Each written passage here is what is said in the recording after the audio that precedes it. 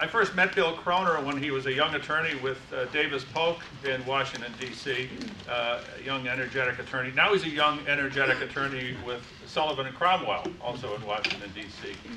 In between, he was the longest-serving general counsel of the FDIC ever. And he is going to do today the unimaginable. He's going to fill in all of the pieces that Secretary Geithner left out of his remarks yesterday. So you're privileged to be hearing those for the first time. Bill?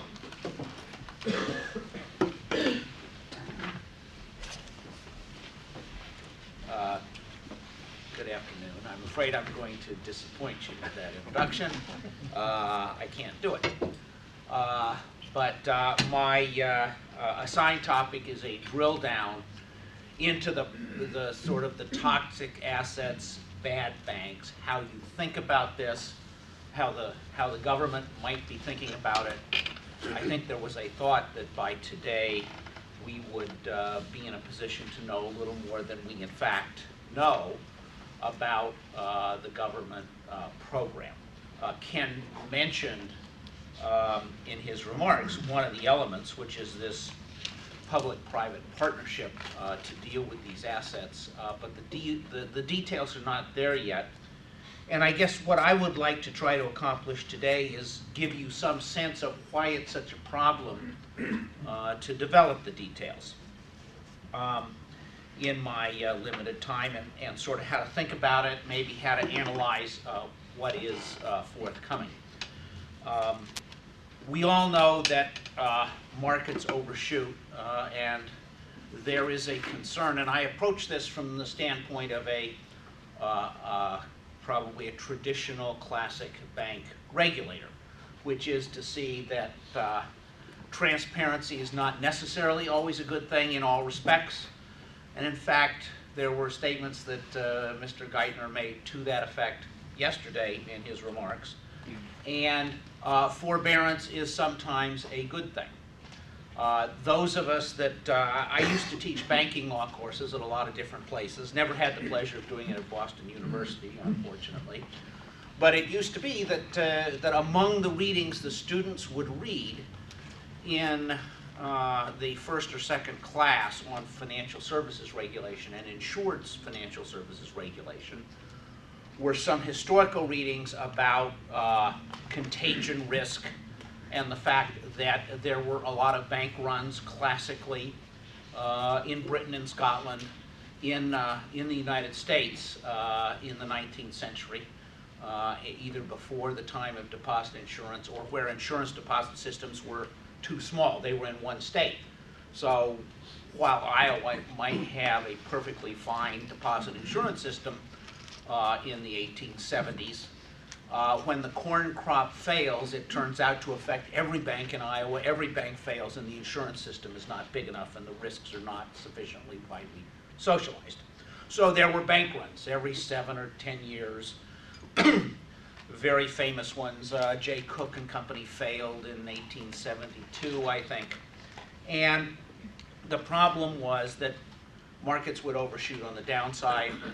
And the thought was that with modern deposit insurance, which came in the 1930s, coupled with greater transparency in the markets, the society had really licked contagion risk. And there are a series of readings, most of them by scholars at conservative think tanks in Washington, and some of the more conservative professors in law and business schools, saying that with modern disclosure, markets are able to distinguish the bad from the good, and the fact that you have one bad apple in the barrel won't affect the rest of the apples in the barrel. Having lived through September of last year, I think it's fair to say that that whole literature has to be reevaluated, because that is exactly what happened. There was a panicky flight to safety that was induced in part by the decision not to rescue Lehman Brothers, coupled with the decision 3 days later that something had to be done about AIG. And the spillover effect was the major securities houses became bank holding companies in 48 hours in a couple of instances. So we had this flight to safety. The problem being that suddenly the over-leverage starts unwinding and people don't know what the value, where safe assets are. All the assets, the good ones, the bad ones, without limitation get marked down. The effort by Treasury in the fall under the initial piece of the program, I think was an effort at what I would call a shock and awe strategy. The Treasury basically called in the largest banks, told them that they were going to make investments in them, told them they were going to participate in a program, had them sign a document, which they actually didn't give them copies of, it turned out, so that those who were representing some of them had to call Treasury and ask for copies because the Treasury Secretary collected all the signed copies to see what they had agreed to. But agreed to participate in a program that was essentially intended to restore confidence. And the program was huge if you look at it historically. It was $350 billion. If you compare that to the problem with the thrift industry and some of the banks in the late 80s and early 90s, that whole problem, which caused the failure of most of the thrift industry, caused the failure of the Thrift Industry Insurance Fund, cost the U.S. taxpayers $133 billion about. So this was something like 3 times the amount that had been expended, all coming pretty much at once, not differentiating the institutions, just putting it into the banking system with the thought that it would get out, credit would get flowing, and the problem would be solved. Now, there has been a lot of criticism about, all right, when that legislation was done, the run-up to that legislation, the testimony, if you look at the legislation itself, an element of that program was supposed to be the purchase of assets from the banks. Why didn't they do that? Why didn't they use the $350 billion to do that? And there was actually a lot of talk about doing that by reverse Dutch auctions. And I don't mean to get you into a lot of investment banking speak here, but basically the way a reverse Dutch auction would work is the Treasury would ask people to come in and offer it and would buy up the most it could, meaning that you were marking down assets as low as possible and it was buying assets at as low a price as possible. We are in an accounting environment now where many, many more of the assets than in the 80s are marked to market by financial intermediaries generally. What that would have meant had Treasury actually done that, and I think they probably figured this out, is that the mark-to-market current values on a reverse Dutch auction immediate basis with a lack of confidence would have caused severe write-downs in the entire rest of the financial industry of such a magnitude that there was a risk that we were back to where we may be now, which is there may be very little capital because of the value of the assets. So I think that's why they backed off the reverse Dutch auction and went with the shock and awe, let's put money into the system and try to solve the problem. A second problem they had, obviously, is the person that was the Treasury Secretary had come from New York as an investment banker and was not used to the Washington milieu where you sort of, you know, if you run a big financial intermediary in New York, you say something should be done and people fall all over themselves doing it. And it's a very successful model to be Secretary of Treasury in a healthy economy, as Bob Rubin proved during the Clinton administration.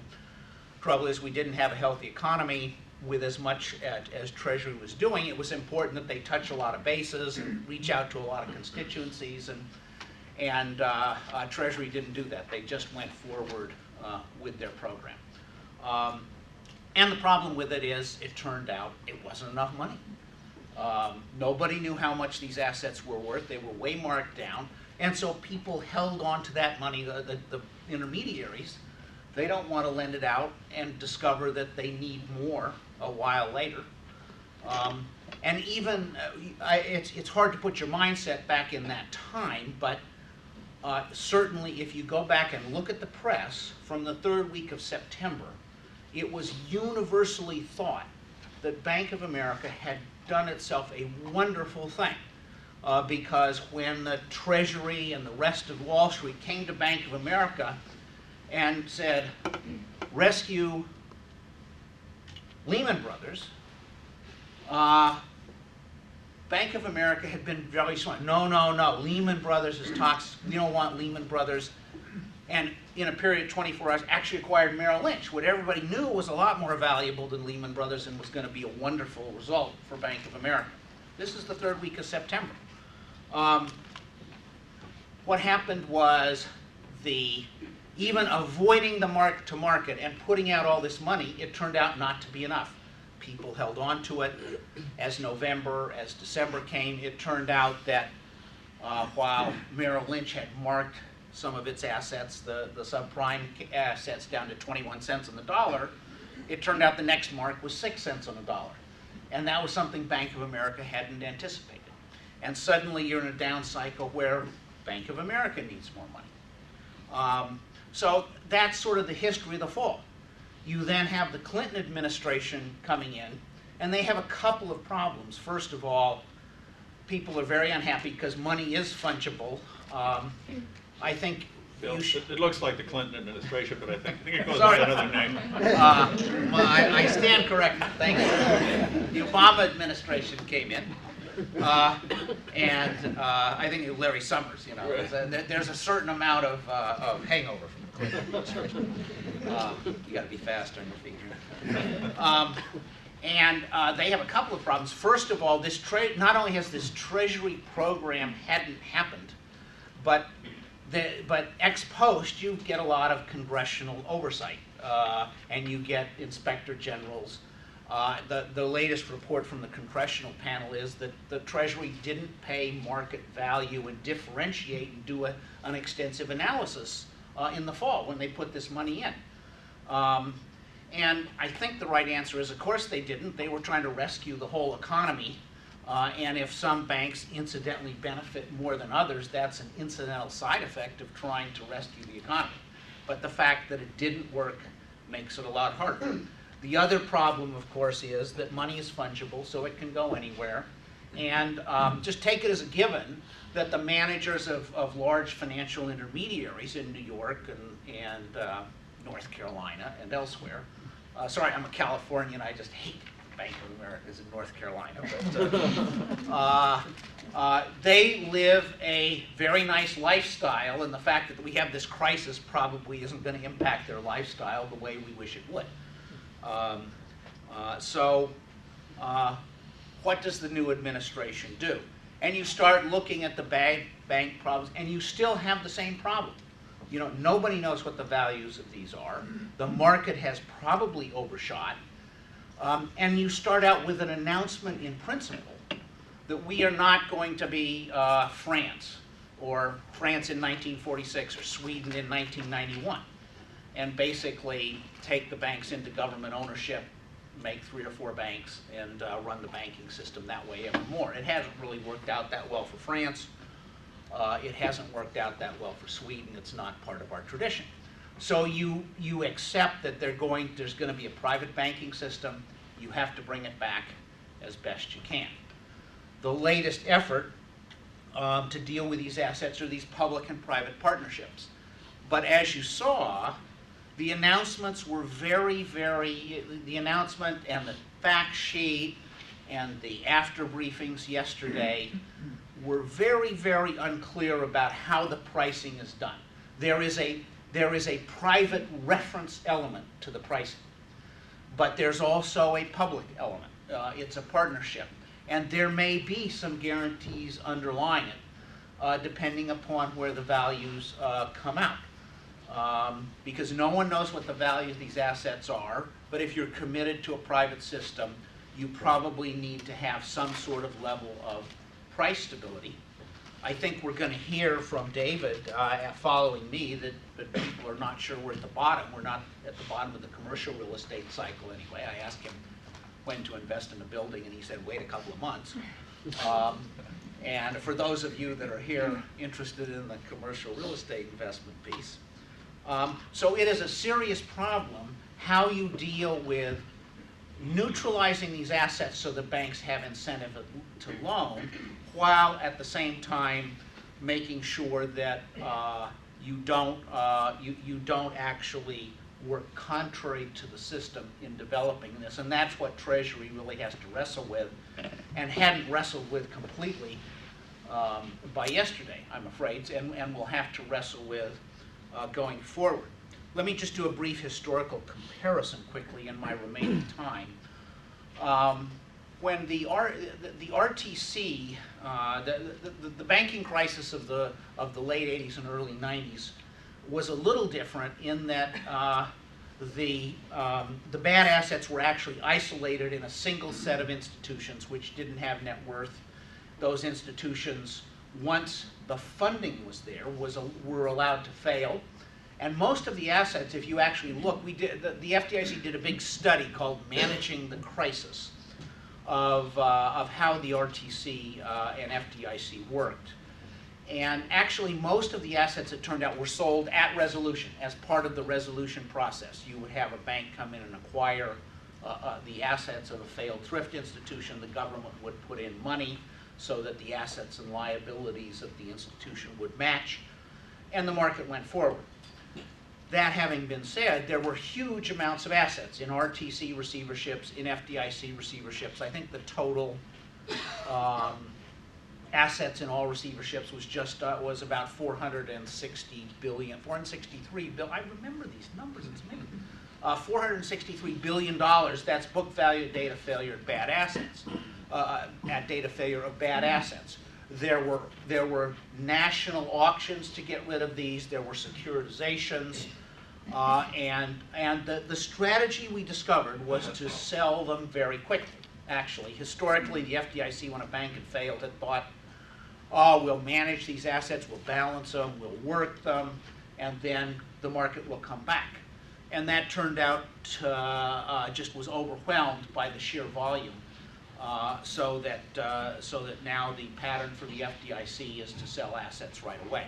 I don't know why it took 50 years, but the FDIC discovered that when the FDIC owns it, you're sort of the government, even though you're a receiver for an institution, and the market immediately marks down the assets 15 to 18%, just because you're the government and you have a lot of help. You have inspector generals, you have other people helping you manage, which makes it very hard and very much more expensive. So balancing all these things is tough, and it's tougher, I think, than the past experience because the assets are not concentrated necessarily in failed institutions. The good bank, bad bank was actually developed by Mellon Bank in the early 80s to get rid of some assets, but it was well enough capitalized so it could neutralize, take a write down, and go forward, and not be restricted by the bad assets. And the hope is that for the entire banking system, something like the same thing can prevail. But figuring out what the marks are and doing them in a way that does not cause a further cycle down in the economy, I think is a challenge for our policymakers that I have some sympathy with.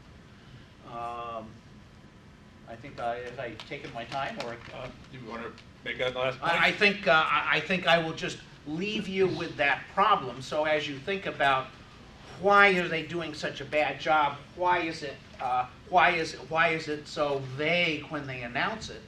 I think that's the sense I have of why they're struggling and why this is so difficult. So with that, I'm happy to answer questions after David finishes. Thank you. Thank you. Well, we are making progress. Bill mentions how remarkable it is to him that he remembers these numbers, 463 billion. The silver lining of this crisis is we don't talk in billions anymore, we talk in trillions. So it'll be easier for us years from now to remember the numbers. Speaking of those numbers, Bill was relating the day in September when Secretary Paulson had the big 9, I guess it was, in and said, "Here, take this." And those of you that are in the room who are lawyers, you know, you're all familiar with the business judgment rule, you know, and as comical as that scene sounds, it's the business judgment rule that protects many people from mistakes. And if you're handed a document, even if it's by the Secretary of the Treasury, and you sign it, and you don't even have a copy of it, it makes that defense somewhat thin, I think. But